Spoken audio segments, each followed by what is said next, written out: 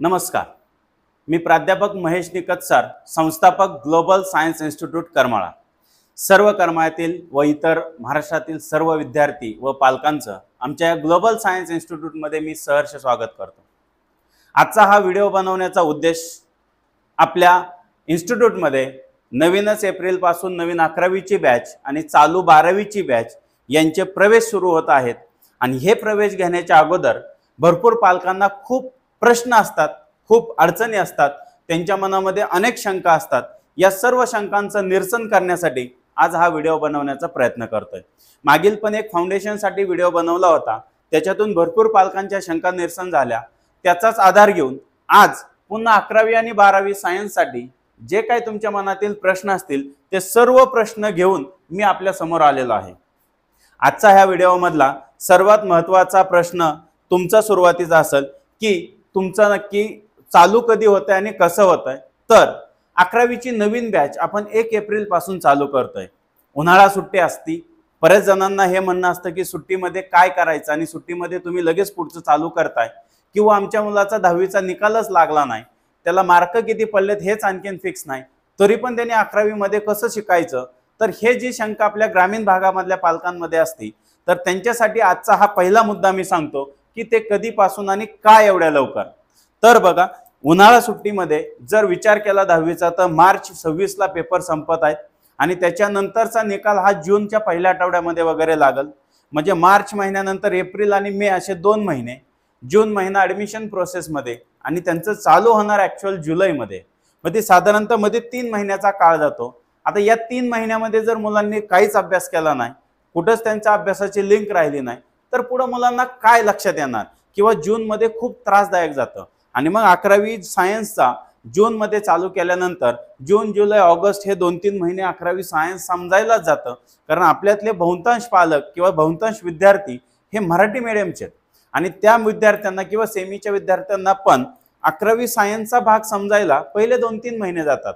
मग जे जून नंतर 2-3 महिने घालवायचे ते सुट्टीतलेच 2 महिने जर या फाउंडेशनसाठी किंवा या 11वी सायन्सच्या बेसिक फाउंडेशनसाठी दिला तर त्या मुलांचे पुढचे 2 महिने वाचतील. अभ्यासाची गोडी कायम राहील. मुलं उन्हाळ्या सुट्टीमध्ये इकडं तिकडं फिरण्यापेक्षा, कुठं गावाला जा पाहुण्यांच्या इकडं तिकडं करण्यापेक्षा त्यांचं ते फाउंडेशन जर सुरू केलं तर त्यांचा जो अभ्यास आहे आणि जे अभ्यासाची सवय ते कंटिन्यू राहील, व्यवस्थित राहील. म्हणून आपण 1 एप्रिलपासून हा फाउंडेशन कोर्स स्टार्ट करत आहे. 1 एप्रिल ते 15 मे पर्यंत हा फाउंडेशन कोर्स असेल. 1 एप्रिलपासून 15 मे साधारणतः 1.5 महिन्याचा फाउंडेशन कोर्स असेल. आणि या फाउंडेशन कोर्समध्ये तुमचा पूर्ण अभ्यासक्रम सुरू केला जाईल. ते कशा प्रकारे पुन्हा सांगतो, पण या 1.5 महिन्यामध्ये हा फाउंडेशन कोर्स होतो. मग आम्ही 15 मेला उन्हाळा सुट्टी देतो आणि 15 मे पासून ते जूनच्या पहिल्या आठवड्यापर्यंत म्हणजे तुमचा निकाल लागून पुढचं चालू होईपर्यंत सुट्टी राहते. पण या 1.5 महिन्यामध्ये जे मुलांचे पुढचे 3 ते 4 महिने असेच 11वी सायन्स समजायला जाणार आहेत ते आम्ही इथं व्यवस्थित करून घेतो. तर तुमच्या मनातला पहिला प्रश्न जो असेल की बाबा कधीपासून कधीपर्यंत तुम्ही चालू करताय, तर 1 एप्रिलपासून 15 मे पर्यंत हा फाउंडेशन कोर्स असेल. आता पुढचा महत्त्वाचा तुमच्या मनातील प्रश्न असेल की कशा प्रकारे, म्हणजे काय असेल तुमच्या फाउंडेशन कोर्समध्ये, मुलांना फायदा नक्की कसा होईल. तर त्याच्यासाठी कशा प्रकारे जे आपण म्हणतो, तर त्याच्यासाठी 11वी मधलं जे बेसिक फाउंडेशन असतं ते बेसिक गोष्टी आपण त्यांना सर्व शिकवणार. प्लस 11वी मधले पहिले 3 ते 4 चॅप्टर त्या फाउंडेशन कोर्समध्ये बऱ्यापैकी कंप्लीट होतात. आता याचा फायदा काय होतो, हा फाउंडेशन कोर्समध्ये तुमचे 3 ते 4 चॅप्टर झाले, त्याच्यामध्ये सीईटी नीट जेईईचं कशा प्रकारे असतं ते त्याच्यामध्ये मार्गदर्शन झालं आणि ते त्यांना शिकवल्यानंतर मग मुलांचं काय होतं, जेव्हा जून जुलैमध्ये डायरेक्ट 11वी मध्ये मेन ॲडमिशन होतं त्यावेळेस हा पार्ट शिकून झालेला असल्यामुळे पहिले 2-3 महिने यांना खूप इझी जातं आणि ती इझी लेवलची जी सवय राहिली ती कंटिन्यू वर्षभर राहते. आणि हे मुलं सगळ्या इतर ज्या मुलांनी फाउंडेशन केलेलं नाही त्या मुलांच्या तुलनेत हे टॉपमध्ये असतात. म्हणून हा फाउंडेशन कोर्स खूप गरजेचा आहे. विनाकारण सुट्टीमध्ये वेळ घालवण्यापेक्षा थोडं दिवसभराचा अर्धा दिवस याच्यासाठी दिला, इतर वेळ 1-2 तास अभ्यास करून बाकीचा वेळ खेळण्यात इकडे तिकडे जाण्यात जरी घालवला तरी तुमचा फाउंडेशन कोर्स व्यवस्थित होतो. म्हणून अशा प्रकारे आपण 11वीचं बेसिक ज्या गोष्टी लागतात, 8वी 9वी 10वीतलं बेसिक लागतात, जे मॅथचे असतात, सायन्सचे असतात, इंग्लिशचे असतात, हे सगळे फाउंडेशनमध्ये कंप्लीट करून 11वी आणि 11वी मधले जे पहिले 3-4 महत्त्वाचे चॅप्टर असतात ते इथं पूर्ण करून दिले जातील। याचा अनुभव सांगतो, मागील 2 वर्षामध्ये जे फाउंडेशन कोर्स घेतला आणि ह्याच्या नंतर मुलांना जे 11वी मध्ये टॉप मध्ये राहिले हे सुरुवातीपासून ते शेवटपर्यंत राहिले, म्हणून सांगतो हा फाउंडेशन कोर्स खूप महत्त्वाचा आहे। त्याच्यानंतरचा पुढचा प्रश्न तुमच्या मनामध्ये आला असेल की बाबा तुमच्याकडेच का, म्हणजे आम्ही ते तुलना करतो की इतर ठिकाणी आणि आमच्यामध्ये काय बदल आहे। तर बघा, तुम्ही बाहेरच्या शहरामध्ये गेलात, समजा लातूरला गेलात, बारामतीला गेलात, पुण्यासारख्या ठिकाणी गेलात, कर्जत सारख्या ठिकाणी, इकडे इतर ठिकाणी तुम्ही ह्या फाउंडेशनला कोर्सला गेलात तर सगळ्यात महत्त्वाचा असतो तिथं अवाढव्य फी पहिला। दुसरा महत्त्वाचा, आपल्याला वाटतं खरंच तिथं शिक्षक खूप टॉपचे असतील, चांगलं शिकवतील वगैरे वगैरे, हे सगळं भूमिका आहे। मी स्वतः अनुभव घेतलेल्या गोष्टी आहेत। आता आमच्याकडे 12वीच्या बॅच मध्ये 11वी झालेले विद्यार्थी नामवंत, मी महत्त्वाचा शब्द वापरते, मी अकॅडमीचं किंवा त्यांचं नाव घेत नाही, पण बारामती मधले नामवंत अकॅडमीचे खूप विद्यार्थी आमच्याकडे आलेले आहेत, जे की त्यांनी 11वी मध्ये अनुभव घेतला की सर इथं काही होत नाही। ज्या शिक्षकांनी, ज्या लोकांनी तिकडे विद्यार्थी पाठवले होते त्यांनीही ते विद्यार्थी पुन्हा रिटर्न पाठवलेले आहेत। असे नामवंत अकॅडमी, नामवंत शाळा बारामती साइडच्या तिथले भरपूर विद्यार्थी या वर्षी आमच्याकडे रिटर्न आलेले आहेत। मागील वर्षी 11वी मध्ये पण आम्ही त्यांना खूप आग्रह करत होतो की तुम्ही इथंच थांबा, काही नाही, पण तरीही त्यांनी ऐकलं नाही। पण 11वी मध्ये त्यांनी तो अनुभव घेतला आणि 12वी मध्ये ते विद्यार्थी पुन्हा आमच्याकडेच आलेले आहेत। मग ही चूक आपल्याकडूनही घडू नये म्हणून हा आम्ही आग्रह करत आहोत। तर त्याच्यामध्ये बघा, बऱ्याच विद्यार्थी, 1-2 विद्यार्थ्यांनी तर असं सांगितलं, सर एवढी मोठी अकॅडमी आहे, इथं एवढी फी आम्ही भरलेली, आम्हाला वर्षभर एका विषयाला शिक्षक पण नाहीत। दुसरा आणखीन बघा, बऱ्याच अकॅडमीमध्ये म्हणजे 90% अकॅडमीमध्ये हा प्रॉब्लेम असतो की तुमच्या इथं आलेला शिक्षक खूप वेळेस बदलतो। मी म्हणतो प्रत्येक आलेला शिक्षक कमीत कमी 1 वर्ष त्या अकॅडमीमध्ये शिकवायला पाहिजे। आम्ही तसं त्या शिक्षकांचं ॲग्रीमेंट असतं, पूर्ण 1 वर्ष आमच्यातला कमीत कमी तरी तो शिक्षक जात नाही। जर चुकून एखादा शिक्षक मधून गेला असेल तर त्याचं कारण वेगळं असतं, टीचिंग एक कारण नसतं, पण त्याचे इतर काही गोष्टी असतात त्या आम्हाला आमच्या अकॅडमीसाठी किंवा मुलांच्या दृष्टीने फायद्याच्या वाटत नाहीत, त्यावेळेस आम्ही त्या शिक्षकांना मधून काढतो। पण शक्यतो आमच्याकडे आलेला शिक्षक जर त्यानं व्यवस्थित मुलांच्या फायद्याच्या दृष्टीने केलं तर तो शिक्षक 1 वर्षाच्या ॲग्रीमेंट नुसारच थांबतो। या जून पासून ते पुढच्या जून पर्यंत असतात, तर त्या पद्धतीचं ॲग्रीमेंट असतं, म्हणून आमच्याकडे वर्षभरामध्ये शिक्षक बदलत नाही। वर्षांनी बदलेल पण त्या वर्षामध्ये कधीच बदलत नाही। पण इतर ठिकाणी तुम्ही जर बघितलं, खूप ठिकाणी भरपूर अकॅडमीमध्ये, कर्जतला जावा, बारामतीला जावा किंवा इकडे जावा, 90% अकॅडमीमध्ये असा प्रकार आहे की त्या वर्षामध्ये प्रत्येक चॅप्टर वाईज शिक्षक येतात। कारण मला माहिती आहे ह्याच्यामध्ये लेक्चर बेसवरती, चॅप्टर वाईज वरती असे शिक्षक असतात। एका चॅप्टरला एक, दुसऱ्या चॅप्टरला एक, तिसऱ्या चॅप्टरला वेगळाच, मुलांना वर्षभर काहीच मेळ लागत नाही। असे विद्यार्थ्यांनी तिकडचा रिव्ह्यू घेऊन इकडे आलेल्यांचं मी सांगतोय, मी माझ्या मनानं काही सांगत नाही। म्हणून हे विद्यार्थ्यांसाठी की आमच्याकडेच का। पुढचा, सोयी सुविधा, आमच्याकडे काय सुविधा आहेत तर बघा, मुलांसाठी हॉस्टेल आहे, मुलींचं हॉस्टेल आहे, दोन्ही पण, मुलांचं सेपरेट आहे, मुलींचं सेपरेट हॉस्टेल आहे। मुलींचं खूप प्रशस्त हॉस्टेल आहे, मुलांचं हॉस्टेल आहे। तिथं जेवणासाठी मेस आमच्याकडेच आहे, इतर कुठेही जायचं नाही। तिसरं महत्त्वाचं, अकॅडमीच्या परिसरात किंवा एकाच ठिकाणी या सगळ्या गोष्टी तुम्हाला आहेत, बाहेर कशाला जायचं नाही। सगळ्यात महत्त्वाचं बघा, मुलींच्या सेफ्टीसाठी बरेच जण बारामती साईडला जातात, सेफ, आता मुलींना बाहेर सोडत नाहीत, मुलींना सुरक्षित आहे। पण तिथल्यापेक्षा हे मी सांगेल की आमच्याकडे खूप सुरक्षितता आहे, कारण आमच्या इकडे आलेल्या मुली पालकांशिवाय बाहेर जात नाहीत। मुलींना आम्ही पूर्णपणे सगळ्या गोष्टी त्यांच्या हॉस्टेलमध्ये प्रोव्हाइड करतो। कुठलीही वस्तू लागू द्या, कुठल्याही गोष्टीची गरज भासू द्या, त्यांना आम्ही डायरेक्ट आणून स्वतः देतो। त्यामुळे मुली बाहेर जात नाहीत, मुलींना बाहेर सोडण्याचा प्रश्न येत नाही। त्यामुळे सर्वात सेफ मुली।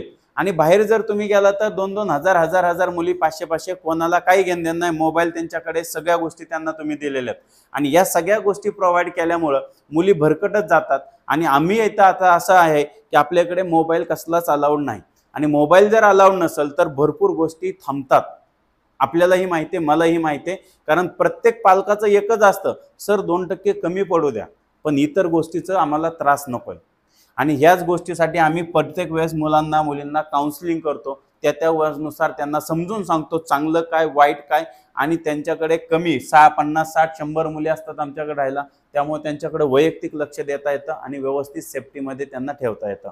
आणि आपलं चिटकूनच आहे, क्लास आणि हॉस्टेल एकदम शेजारीच असल्यामुळं तिथून बाहेर कुठेही जाण्याचा संबंध येत नाही. म्हणून तुम्हाला सोयी सुविधांयुक्त त्या मुलींच्या हॉस्टेलमध्ये, मुलांच्या हॉस्टेलमध्ये आंघोळीसाठी गरम पाणी आहे, पिण्यासाठी फिल्टरचं पाणी आहे, मेस एकदम घरगुती पद्धतीची मेस आहे. तुम्ही कधीही पालक, आमच्याकडे खूप पालक असे आहेत की भेटायला मुलाला आल्यानंतर कंपल्सरी जेवण करूनच जातात, अचानक येतात जेवण करून जातात, त्यांना लक्षात येतं खरंच मेस कसे.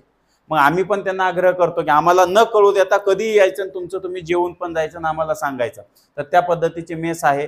स्वतः आमचे घरातले लोक आहेत, विद्यार्थी जे म्हणून आहेत ते माझ्या जवळच्या घरातले आहेत, माझे भाचा आहे, भाच्या आहे, मामांची मुलं आहेत, इतर पाहुण्यांची मुलं आहेत, खूप जवळचे आहेत.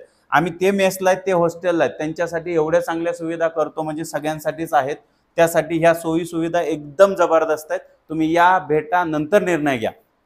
त्याच्यानंतर गुणवत्तेचा विचार जर केला तर बघा इथं पण मी लिहिलेलं आहे 12वी नंतरच्या प्रवेशासाठी किंवा मागील 2 वर्षाचा निकाल. तर बघा मागच्या वर्षीचा सीईटीचा, नीट JEEचाच आहे, पण सीईटीचा फर्स्ट नंबर आलेला आमचा 98.94. आणि महत्वाचं म्हणजे हे विकत घेतलेले रिझल्ट नाही आहेत, कारण 99% अकॅडमीमध्ये खरंच तो विद्यार्थी तिथं शिकलेला आहे का हे बघत चला. आणि जरी तिथं शिकलेला असेल तर मागच्या कधी 8-10 वर्षापूर्वी, 5 वर्षापूर्वीचा निकाल असू शकतो. आणि भरपूर निकाल, 99% निकाल सांगतो, सगळे विकत घेतलेले असतात. आमच्याकडे येतात भरपूर जण, बारामतीवरून तर भरपूर फोन येतात, सर तुम्हाला काय निकाल पाहिजे का?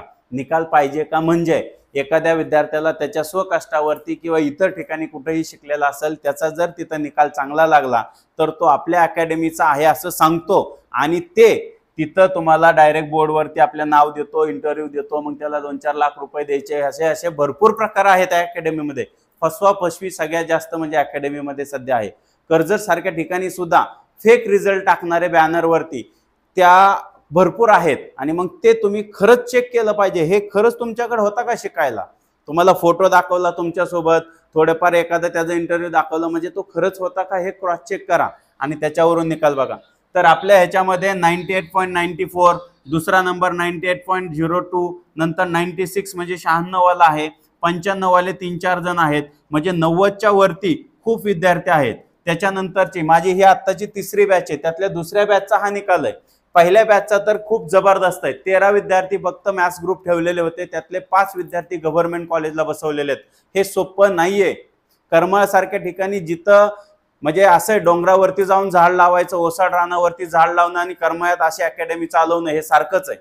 अशा ठिकाणी आपण असा टॉपचा निकाल देऊन हे विद्यार्थी आज गव्हर्नमेंट कॉलेजला, टॉपच्या प्रायव्हेट कॉलेजला, TFWS मधून शिकतात. मग ते आपल्याकडे गुणवत्ता आहे. तुम्ही या, बघा आणि तपासा. त्याच्यानंतरचं तयारी कशा प्रकारे असते तर बघा आपल्याकडे आता फाउंडेशनला नाही पण रेग्युलर वर्षभराचं सांगतो. सकाळी 8 ते 12 आपल्याकडे लेक्चर असतात. 8 ते 12 लेक्चर असतात. 12 ते 2 ब्रेक असतो. का एवढा ब्रेक? बरेच जण म्हणतात 2 तासाचा ब्रेक कशाला. तुम्ही 1 तासाचा ब्रेक दिला, मुलं एकतर अगोदर 4 तास लेक्चर करून कंटाळलेले असतात, नंतर पुन्हा लेक्चर जर 1 तासातच तुम्ही कंटिन्यू लेक्चर ठेवलं तर त्या 1 तासामध्ये मुलं घाईघाईमध्ये जेवण करतात, तसंच फ्रेश होतात, लगेच येऊन बसतात, फॅन चालू केलेले असतात, मुलं झोपी जातात. पर्सनल अनुभव घेतलेला मी आहे, कारण आम्ही बघतो रोज. मग आम्ही काय आयडिया राहिली, 12 ते 2 ब्रेक देऊ, 12 ते 1 मुलं जेवण करतील, 1 ते 2 थोडा आराम करून फ्रेश होऊन मुलं येतील, जेणेकरून पुढचं आमचं 2 ते 5चं शेड्यूल आहे. त्या 2 ते 4 ह्या वेळेत लेक्चर घेतो आपण. त्या 2 तासामध्ये मुलं एकदम फ्रेश मध्ये बसतील, कारण इथं आराम केलेला असतो. मग नंतर 4 ते 5 आम्ही मुलांना ग्राउंडवरती घेतो. ग्राउंडवरती कारण व्यायाम थोडासा झाला पाहिजे, शरीराची हालचाल झाली पाहिजे, शरीर तंदुरुस्त राहिलं पाहिजे, याच्यासाठी 4 ते 5 1 तासाचा आम्ही ग्राउंडवरती वर्कआउट घेतो. आणि मग 5 ते 6 हा ब्रेक देऊन 6 ते 8:30 या वेळेमध्ये मुलांची स्टडी घेतो. आणि स्टडीमध्ये शिक्षक असतात, ना की शिपाई, ना मेसवाले, ना इतर कोणाला तरी तिथं ठेवलेलं नसतं. स्वतः आम्ही सगळे शिक्षक जातीनं लक्ष देऊन तिथं 6 ते 8:30 या वेळेमध्ये असतो. आणि हा वेळ मुलांचा खूप महत्त्वाचा आहे. कारण बघा तुमच्या घरी मुलं असतील तर तुम्ही अनुभवलं असेल, या वेळेमध्ये मुलं 3 गोष्टी करतात. एक म्हणजे मोबाईल बघत बसतात, दुसरं म्हणजे मोबाईल नाही भेटला तर TV बघणं, आणि तिसरं म्हणजे नाहीच तुम्ही हे दोन्ही गोष्टी करून दिल्या तर तुम्ही सांगितलेली त्यांना भरपूर कामं ग्रामीण भागामध्ये दूध घालायला जा, इकडं जा, तिकडं जा, हे आण, ते ठेव, हे कर, ते कर, भरपूर कामं असतात. या वेळेमध्ये मुलं तीच कामं करतात. याच्यानंतर जेवण झाल्यानंतर झोप. मुलांचा अभ्यास होत नाही. एवढे पालक आहेत की ते येऊन भेटतात, विचारतात आणि सांगतात. एकच त्यांचं असतं, काय राव सर, घरी पोरगा अभ्यासच करत नाही का? मोबाईलच बघतोय सारखं, टीव्हीच बघतोय सारखं, खेळायलाच जातंय, ह्या त्या पोराच्याच नादी लागलंय. मग इथं फायदा एवढाच आहे की 6 ते 8:30 नंतर या वेळेमध्ये मुलं 100% अभ्यास करतात आणि तो त्यांचा 2.5 तास रोज सातत्याने अभ्यास केला तर त्या मुलांना काहीच अशक्य नाहीये.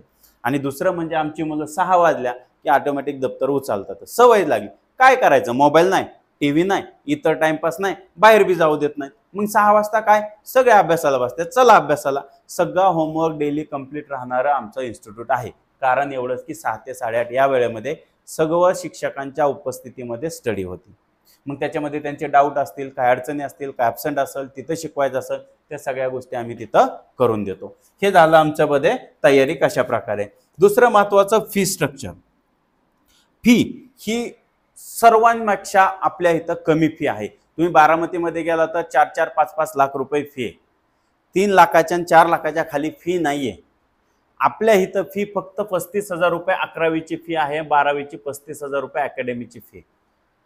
एवढ्यामध्ये आम्ही सीईटीचा असेल किंवा इतर बोर्डचा असेल, इतर सर्व तयारी एवढ्यामध्ये, म्हणजे 11वीचं पूर्ण वर्ष आलं 35,000 रुपये, 12वीचं पूर्ण वर्ष आलं 35,000 रुपये अकॅडमीची फी सांगतोय.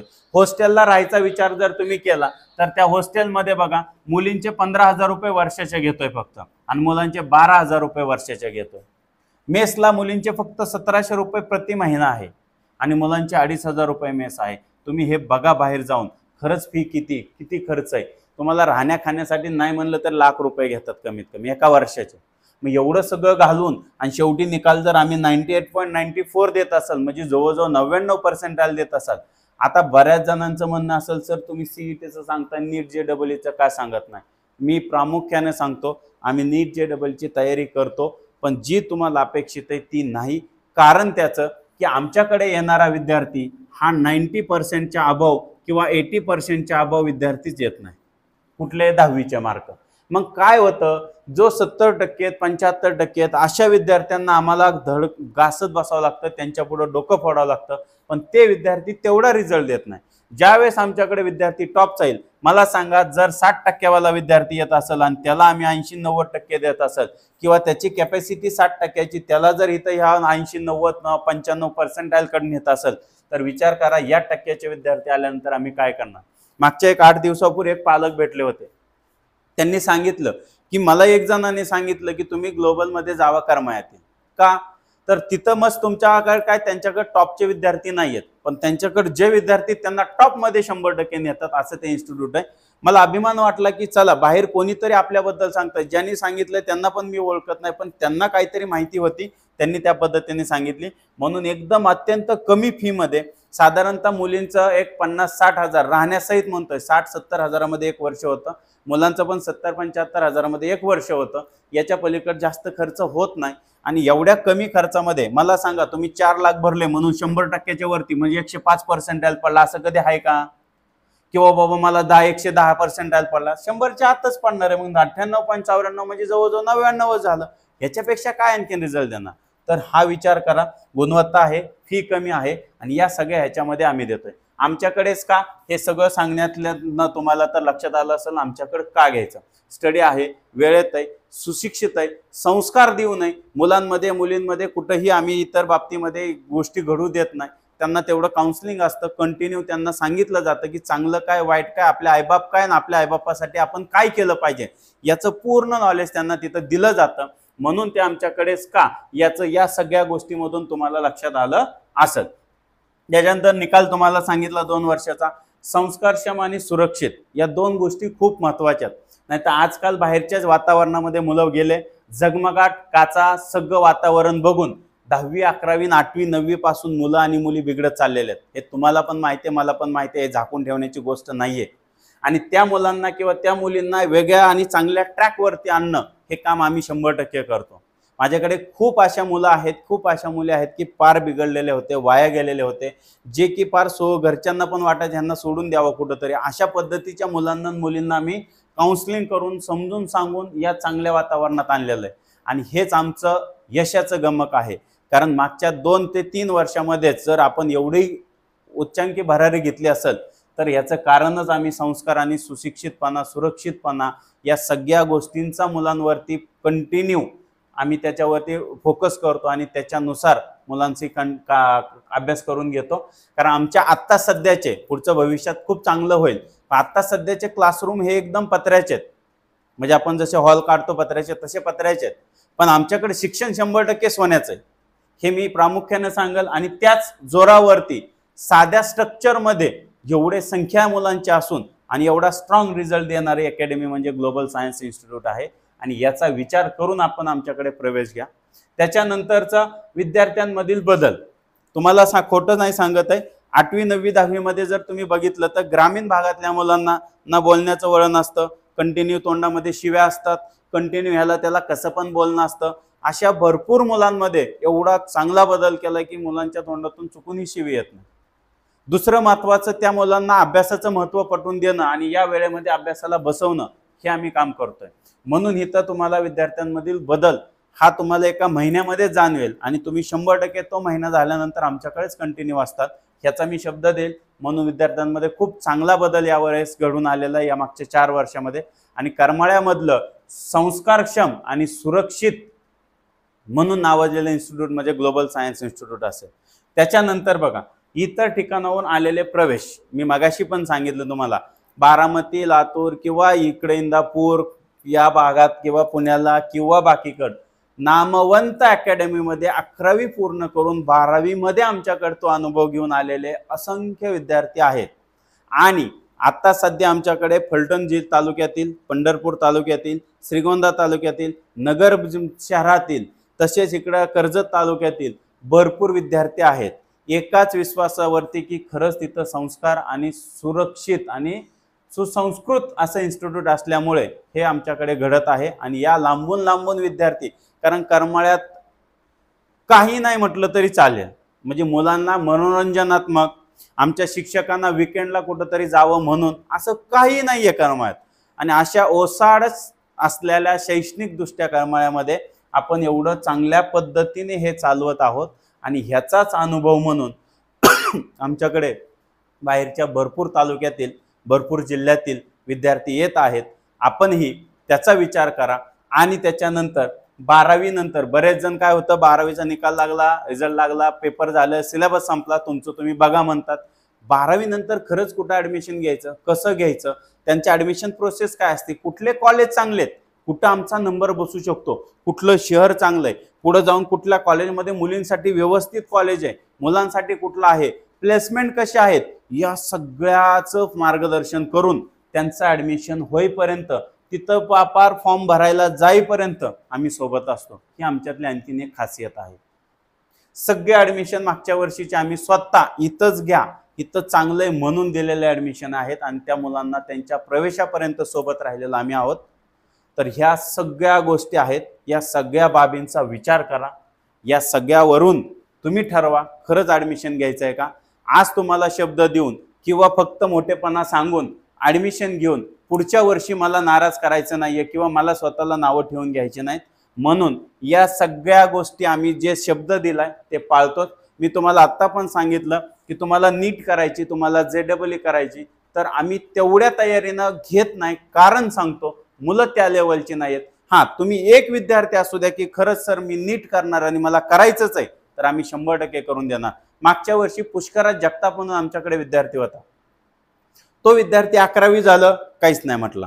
12वीचं निम्म वर्ष झालं, काहीच नाही म्हटला. 12वीचं निम्म वर्ष झाल्यानंतर ऑगस्ट सप्टेंबर मध्ये मला म्हटला, सर मी नीट करू काय. मी शॉक झालो की यार आता काय करायचं. नाही म्हटलं तुम्ही सांगा, मी रात्रंदिवस झटायला तयार आहे. आम्ही तिथनं पुढं त्याला तयारी चालू केली. ऑगस्ट सप्टेंबर मध्ये आम्ही त्याला घेतलं आणि आज तो MBBS ला आहे. म्हणजे जर खरंच करणारा असेल तर आम्ही द्यायला तयार आहे. आमच्याकडे सगळं आहे, नॉलेज आहे, आम्ही देऊ शकतो, आम्ही तयारी करू शकतो. पण तो विद्यार्थी त्या लेवलचा आला पाहिजे. उगाच गर्दी जाऊन बसवायचं आणि तो तिथं तयारी करतात म्हणून उपयोग नसतो. खूप जण म्हणतात आम्ही घेतो, तुम्ही जायचं 2-4 लाख रुपये भरायचे आणि काही नाही, सगळं हाय असंच आहे. आणि आणखीन पण सांगतो, खरंच तुम्हाला नीटची तयारी करायची असेल, खरंच तुम्हाला जर ती तयारी करून घ्यायची असेल, पण आपल्या मुलाची पण कॅपॅसिटी चेक करा. तुम्हाला सांगतो, मागच्या वर्षीचे जेवढे ऍडमिशन आल्यात हे सगळे बाहेर गेलेले नीट आणि JEE साठीच गेलेलीत की हो. कोण CET साठी बाहेर ऍडमिशनला गेलंय? आणि मग हे सगळं हे कॅन्सल करून बाकीचे इथं जे CETला आलेले, मग का असं झालं? तुम्ही एवढं नामवंत अकॅडमीला गेलाय नीट JEE साठी, तुम्ही पुन्हा CET कडे का वळला? हा विचार करा. मुलांना 60 आणि 70% आणि 75% पडले 10वीला की तुम्ही लगेच नीट आणि JEE करता. अरे असं कसं शक्य? 99% सांगतो आपल्या तालुक्यातले विद्यार्थी बाहेर जाणारे, 99% आपल्यातले तालुक्यातले बाहेर नीट JEE साठी जाणारे विद्यार्थी 12वीच्या शेवटी CET वरच देतात. आणि CET देतात आणि तिथला निकाल घेतात आणि पुन्हा फार्मसीला, इंजिनिअरिंगला किंवा ॲग्रीला ऍडमिशन घेतात. 99% सांगतोय. आपल्यातले नाही म्हटलं तरी बाहेर जाणारे, शिकाय जाणारे 300+ विद्यार्थी दरवर्षी बाहेर जातात आणि 1 ते 2 विद्यार्थी नीटचा रिझल्ट देतात. मग बाकीचे 200-250 विद्यार्थी काय करतात? तालुक्यातलं सांगतोय, बाकीचं द्या सोडून. आणि मग ते विद्यार्थी पुन्हा CET वरतीच येतात. मग आधीच कॅपॅसिटी ओळखा ना आपली CETची. मग तिकडे 4 लाख रुपये भरूच तर इथं 35,000 CET होते ना तुमची. पण बऱ्याच जण काय म्हणतात, नाही बघू करते CET नीटचा अभ्यास, जमलं तर आहे, नाही तर पुन्हा CET देऊ. अहो नाहीच जमत. तुम्ही आधीच असं म्हणलं तर मुलगा तुमचा निम्मा 50% खाली ढासळणार आहे. मग तुमचं जर खरंच करणार असेल, तुमची खरंच पुढे डॉक्टर इंजिनियर करायची तयारी असेल, तरच तुम्ही याच्याकडे जावा. नसेल तयारी, तुम्ही डायरेक्ट CET कडे या आणि आधीच निर्णय घ्या, पहिल्यांदा घ्या. आणि हे सगळं निर्णय घेण्याच्या अगोदर 1 एप्रिल पासून 15 मे पर्यंत फाउंडेशन आहे. या फाउंडेशनमध्ये जर तुम्ही पुढे आमच्याकडे आहे असं कंटिन्यू केलं वर्षभर, तर त्याची फी नाहीये. पण तुम्हाला फक्त फाउंडेशनच करायचंय आणि नंतरच दुसरीकडेच तरी पण ऍडमिशन घ्यायचं असेल तर त्या फाउंडेशनची फी फक्त 3000 रुपये आहे. 3 ते 4 विषय आम्ही त्याच्यात फिजिक्स, केमिस्ट्री, मॅथ, बायो आणि इंग्लिश असे हे सगळे विषय त्याच्यामध्ये कव्हर केले जातील. आणि हे सगळे विषय शिकवल्याची फी 1.5 महिन्याची फक्त 3000 रुपये आहे. म्हणजे एका विषयाला 700-800 रुपये वाटून येतात 1.5 महिन्याचे. आणि मग जर ते पण तुम्ही आमच्याकडेच कंटिन्यू केलं तर आमच्या ह्या फी मध्ये फ्रीमध्ये राहील. आणि जर सोडायचं असेल किंवा दुसरीकडे तुम्हाला फक्त फाउंडेशनच करायचं, ऍडमिशन ऑलरेडी दुसरीकडे घेतलंय, तर त्याची फी फक्त 3000 रुपये असेल. अशा पद्धतीने आपण हा फाउंडेशन कोर्स आणि 11वी-12वीचं ऍडमिशन आहे. 11वीचे ऍडमिशन चालू आहेत, 12वीचे पण बॅच आम्ही 1 मार्च पासून चालू केलेले आहे. आणखीनही वेळ गेलेला नसेल, ज्यांचं ऍडमिशन राहिलं त्यांनी ऍडमिशन घ्यावं आणि या संधीचा फायदा घ्यावा. या ठिकाणी करमाळ्यात एवढं नामवंत आणि एवढ्या संस्कार देऊन सुरक्षित या सगळ्या गोष्टीचा विचार करून आपण ही अकॅडमी चालवतोय. बाहेर जाऊन उगाच त्या काचांना किंवा त्या झगमगाटाला न बोलता, विनाकारण आपला अवाढव्य खर्च न करता, कमी खर्चामध्ये चांगला रिझल्ट देणारी अकॅडमी म्हणजे ग्लोबल सायन्स इन्स्टिट्यूट. या ठिकाणी तुम्ही जॉईन करा. आजच्या ह्या व्हिडिओमध्ये जर तुमच्या आणखीन काही शंका राहिल्या असतील तर तशा कळवा, फोन करा. आम्ही तुम्हाला पुन्हा त्याच्यावरून कल्पना देऊ, सांगू. खाली तुम्हाला डिस्क्रिप्शनमध्ये माझा नंबर दिलेला आहे किंवा स्क्रीनवरतीही माझा नंबर पहिल्यांदा सुरुवातीला देईल. त्याच्यावरून जरी अडचण आली तरी फोन करा. लवकरात लवकर निर्णय घ्या आणि आपला प्रवेश निश्चित करा. या ठिकाणी मी थांबतो. सर्वांना धन्यवाद.